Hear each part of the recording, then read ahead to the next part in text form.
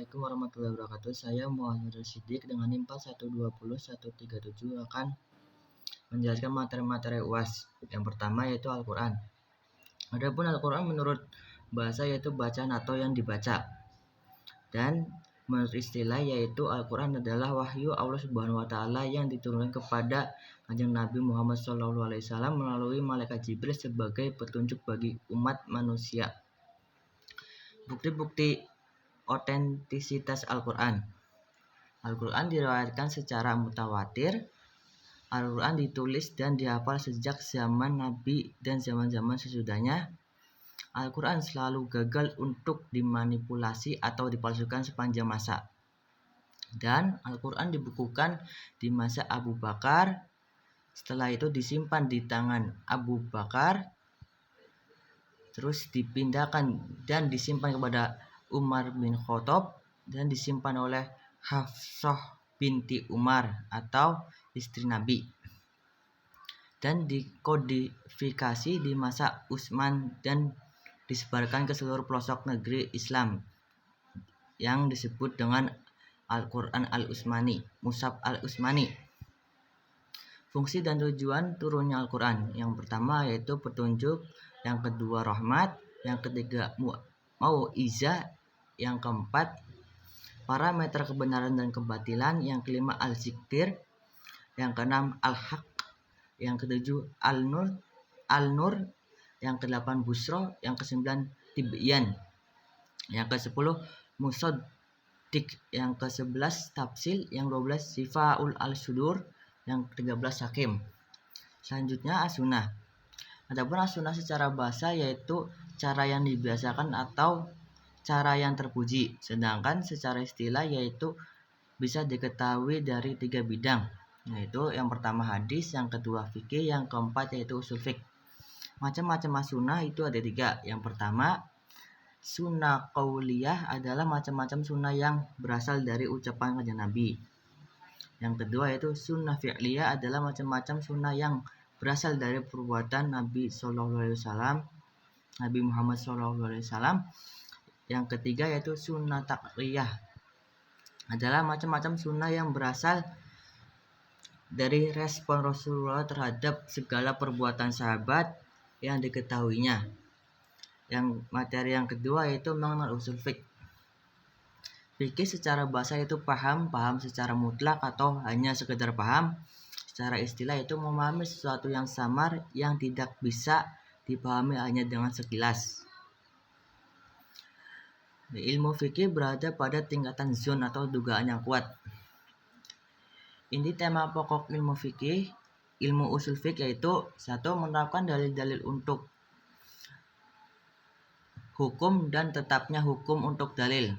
Yang manfaat usul fikih itu ada 2. Yang pertama, jadi mengerti hukum-hukum Allah, mana yang dilarang dan mana yang diperbolehkan. Yang kedua yaitu meningkatkan diri dari taklif menjadi tahu dasarnya. Dan kaidah-kaidah usul fiqh bisa diambil dari Al-Quran dan As-Sunnah. Kedua, ilmu tauhid. 3, ilmu bahasa Arab. 4, mantek. Materi yang ketiga yaitu hukum syara. Definisi hukum syara menurut usul fiqh yaitu titah Allah yang mengangkat tindak tanduk mukallaf dalam bentuk tuntutan, pilihan perbuatan baik atau buruk dalam bentuk ketentuan. Fungsinya sebagai aturan tingkah laku mukallaf. Menurut ahli usul fiqh yaitu hukum sifat yang merupakan pengaruh atau akibat yang timbul dari kitab Allah terhadap orang mukallaf itu. Fungsinya sebagai dalil hukum yang sudah terperinci. Hukum syara itu dibagi menjadi 2 yaitu wajib dan mahdub. Dibagi menjadi 3 yaitu wajib, yang kedua mahdub, yang ketiga haram. Selanjutnya materi yang keempat yaitu qiyas.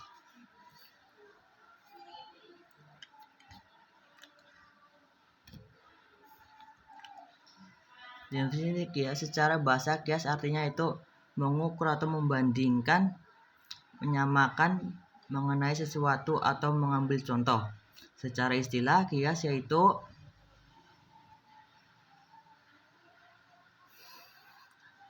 kias adih menetapkan suatu masalah hukum yang sama dengan hukum suatu kasus lantaran adanya kesamaan ilat menurut mujtahid. Dan rukun kias itu ada 4. Yang pertama, hukum yang ada dalam Al-Quran dan As-Sunnah. Yang kedua itu hukum yang tidak ada dalam Al-Quran dan As-Sunnah. Yang ketiga ilat. Yang keempat hukum dari kasus asal. Kualifikasi kias.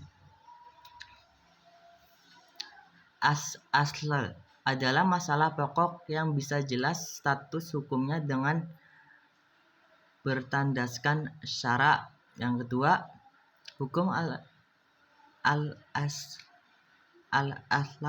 adalah status hukum yang ditetapkan nas syara terhadap al-asal.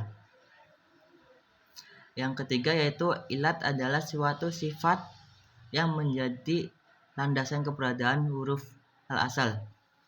Materi yang keempat yaitu ijtihad. Definisi ijtihad adalah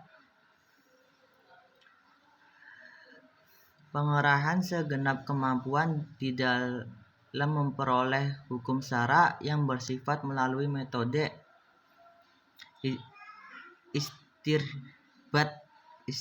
istinbat. Istinbat adalah penalaran. Objek ijtihad dan istinbat. 1. Masalah yang tidak punya landasan nas secara spesifik. 2. Masalah yang tidak punya landasan ijma. Yang ketiga, masalah yang punya landasan nas yang bersifat sunni dilalah. Yang keempat, masalah yang landasan nas yang bersifat sunni wurud. C. Selanjutnya yaitu metodologi ijtihad dan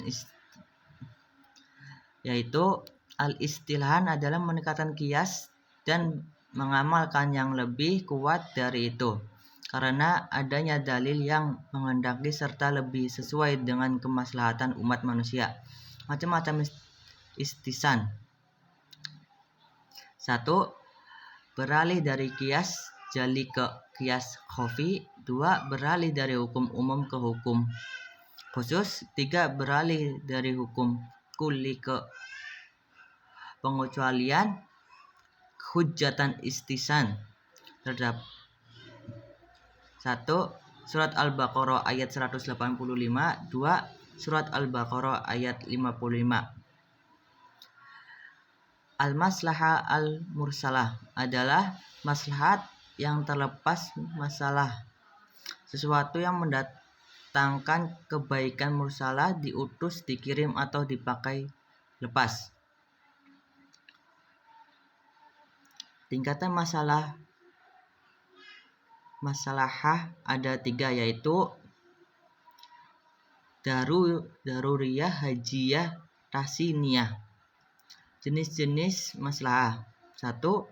Yang diakui oleh nas. 2. Yang dibatalkan oleh nas. 3. Yang tidak ada ketentuan nas. Al-istisab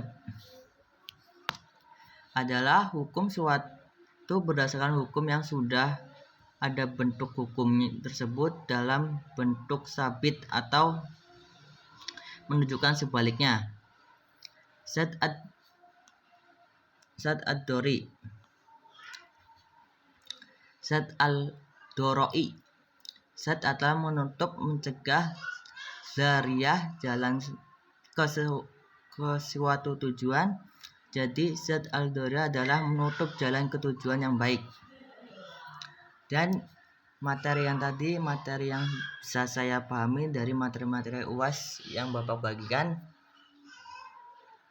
Dan kekurangannya mungkin yang tidak saya jelaskan tadi, Pak. Sekian dan terima kasih. Waalaikumsalam warahmatullahi wabarakatuh.